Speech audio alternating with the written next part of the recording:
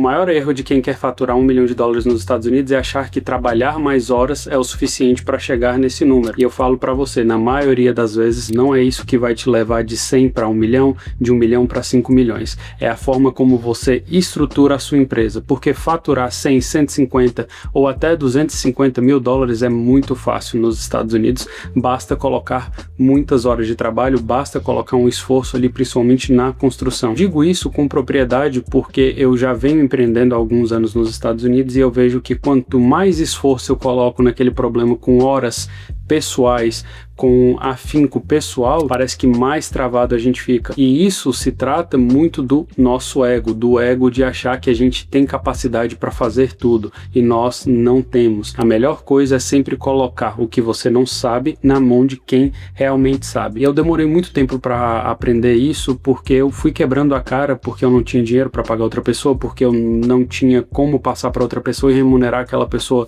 da forma correta, e isso acabou me atrasando muito, porque faturar $1 milhão vai depender muito mais do seu nível de loucura e ambição e vontade do que realmente de qualidade técnica, porque se você olhar para mim hoje, tem inúmeras pessoas que são mais capacitadas, são melhores do que eu nos Estados Unidos, mas a gente tem gente que foi para faculdades caríssimas e que até hoje não chegaram no nível de faturamento e tamanho da nossa empresa, e eu, como imigrante, estudei no UniCEUB em Brasília, estudei toda a minha vida no Brasil, fiz pouca coisa de curso nos Estados Unidos, consegui chegar num tamanho que para eles é até mesmo admirável. Alguém que não tinha inglês, alguém que começou a sua vida do zero nos Estados Unidos. Não é para te mostrar que eu tô à frente ou você já passou de mim, é simplesmente para transmitir uma mensagem que eu queria ter ouvido quando eu cheguei nos Estados Unidos aqui em 2020. E eu separei 3 pilares para esse vídeo, para ensinar vocês, para passar para vocês o que eu tenho aprendido e o que eu tenho vivido, para que vocês consigam colocar na operação de vocês, porque isso são pilares que servem para uma empresa de limpeza, para uma empresa de instalação de piso, para uma empresa de reforma de banheiro ou para uma empresa de serviços gerais nos Estados Unidos. Não me entendam da forma errada. O primeiro deles vai parecer muito um guru,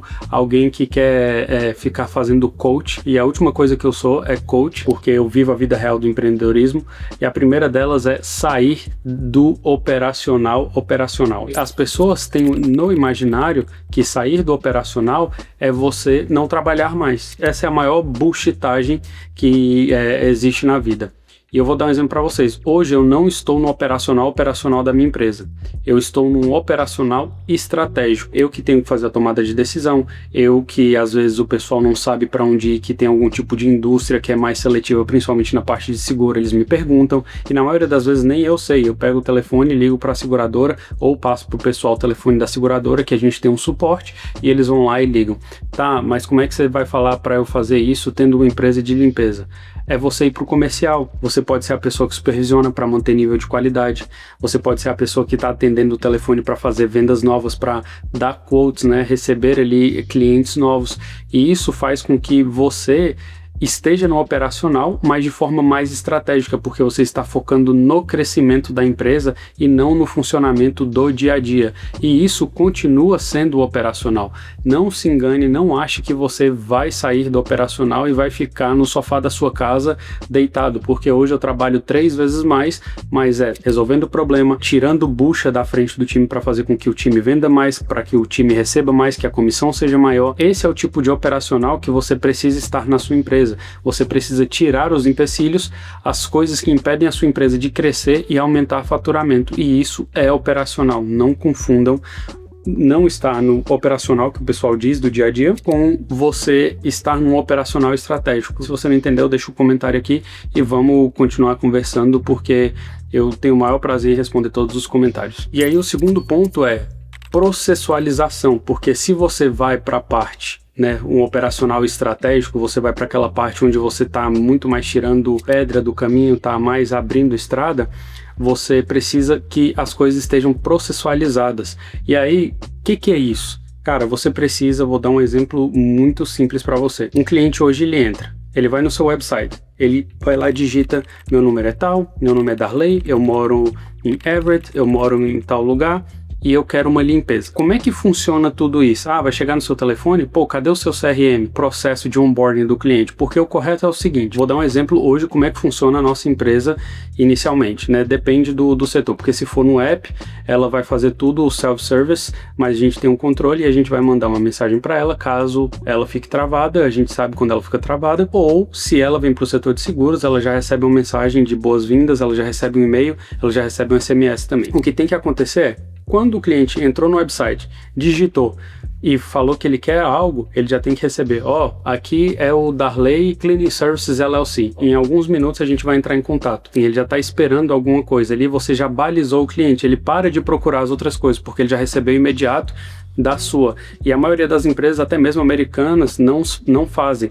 Isso está começando a acontecer agora e isso vai te diferenciar. Então você precisa ter o processo ali para lead, o processo para o cara que era cliente deixou de ser cliente, o cara que veio, não fechou com você para depois você fazer um follow-up. Então, desenhar o processo é fazer com que a sua empresa tenha padrão de atendimento, de pós-service para novos clientes, processo de como você vai tratar um problema, como é que a gente trata um cliente que foi cobrado indevidamente, como é que a gente trata um cliente que precisa reembolso, um cliente que não gostou da limpeza. Então, essas coisas você precisa mapear e que são coisas que acontecem em todas as empresas, porque a sua capacidade de resolver problemas dentro da sua empresa vai definir o tamanho da tua empresa, porque se você não tem capacidade de resolver pequenos problemas, você também não vai ter capacidade de resolver os grandes problemas. E o terceiro pilar eu chamaria de uma máquina de atração ativa.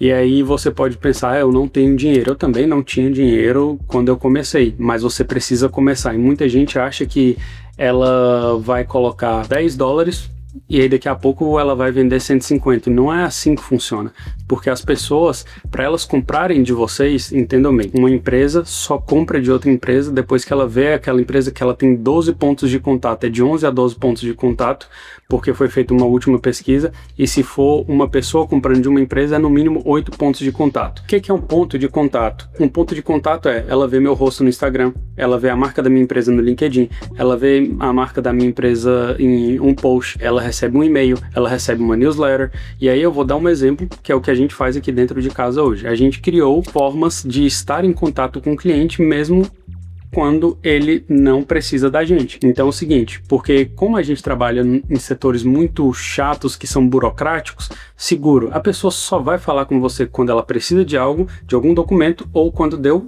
merda, quando deu cagada. Então o que a gente criou? A gente criou uma newsletter. Então o que a gente criou? A gente começou a falar também no Instagram coisas mais aleatórias e trazendo para dentro do seguro. Então a gente foi montando formas de estar em contato com o cliente para que nosso fechamento fosse maior, o nosso fechamento fosse mais fácil. Como é que você faz isso? Cara, você pode ver empresa de limpeza.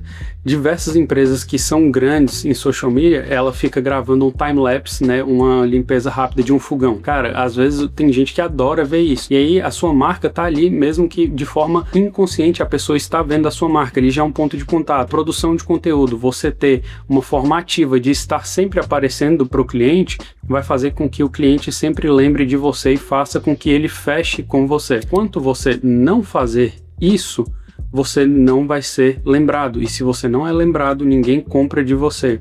Porque o que você precisa fazer é aparecer para o cliente certo até o momento em que ele precisa de você. Não é todo mundo que precisa de mim agora. Mas se eu não aparecer num momento em que ele não precisa, quando ele precisar, muito provavelmente ele vai comprar de outra pessoa porque já tem outra empresa fazendo algo melhor do que eu. Você precisa aparecer para o cliente até o momento em que ele precise de você, seja para limpeza, seja para reforma de um banheiro, seja para trocar o piso da sua casa, seja para trocar o mármore da sua cozinha. Com esses 3 pilares, você consegue de fato ser uma empresa que vai se diferenciar e uma empresa que vai faturar mais de $1 milhão nos Estados Unidos. E se você não se inscreveu no canal, se inscreve e deixa aquele like.